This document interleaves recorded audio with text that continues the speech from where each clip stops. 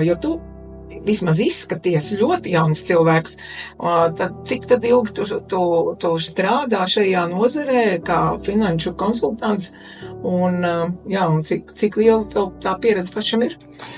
Tieši palīdzēt uzņēmumiem piesaistīt finanses ir mans tāds pēdējā pusotra gada tāds aktīvs darbs, bet tam man mazliet jāatgriežas manā pagātnē, kā man tas viss sākās. Kāpēc ne? Man liekas, ka klausītājiem tas ir interesanti. Man bija tāda, tajos laikos mēs smējamies, tāda klasiska karjera. Pēc augstskolas beigšanas es nostrādāju vairākus gadus auditoru kompānijā KPMG, kas ir lielais četrnieks. Viens no lielākajiem auditoru kompānijām un konsultantiem un biznesa vērtētājiem. Jā, attiecīgi tur bija man tā pirmā skarbā pieredze, kur es atceros vēl menedžeri man teica, nekas, kad šeit beigs strādāt, tad viss citi darbi tev liksies ļoti viegli.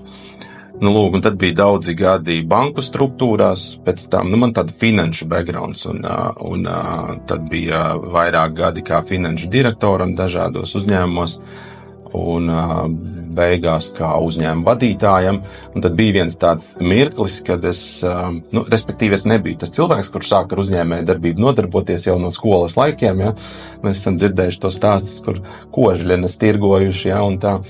Es tomēr to korporatīvo vidi esmu ļoti daudz piedzīvojis, un tad bija viens tāds brīdis, kad es sapratu, ka man tā kā lielāks prieks un gandarījums ir mēģināt kaut ko pašam darīt, un tad man ir bijušas tādas vairākas iesaistas dažādos biznesos, veiksmīgākos, netik veiksmīgos, un šī konsultēšana tieši finansē, un tad attiecīgi gan vadot uzņēmumus, gan pēc tam savus projektus attīstot, šī naudas piesaiste ir bijusi gana liela vajadzība pēc tā. Man tā kā ir šī sapratne gan par finanšu vadību, par finansēm kopumā, par naudas plūsmām, grāmatvedību.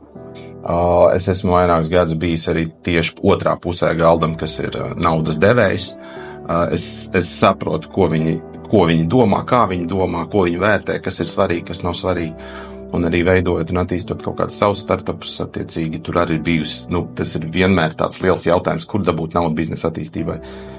Un šis biznesa kods man ir radies tā ļoti organiski, kad viens cilvēks, otrs kolēģis, draugs palūdz, vai es varu palīdzēt tur ar kādu konsultāciju, kā piesaistīt, kur piesaistīt.